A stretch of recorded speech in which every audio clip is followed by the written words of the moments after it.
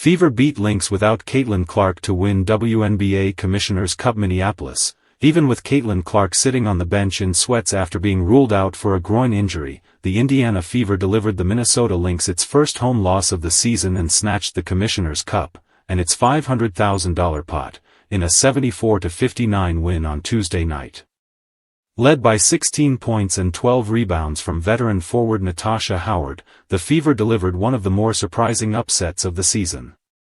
The Lynx, who won the 2024 Commissioner's Cup against 6-point favorite New York Liberty, were the favorites to repeat given Clark's absence, Napheesa Collier's dominance and Minnesota's home court advantage, which was earned with the better winning percentage in this season's Commissioner's Cup games.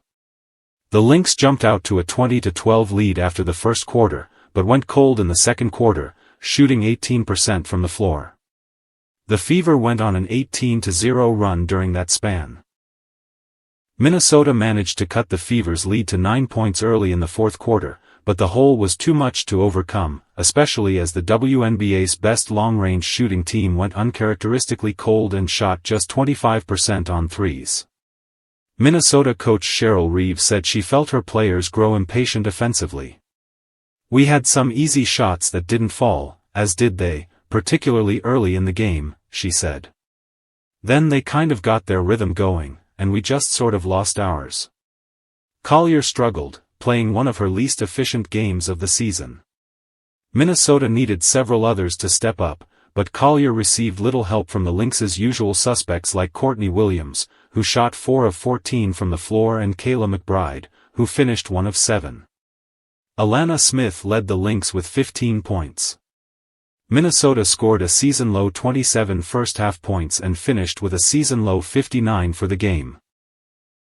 The Lynx had entered Tuesday looking to become the league's first repeat Commissioner's Cup champion, but instead, Indiana became the competition's 5th winner in as many seasons.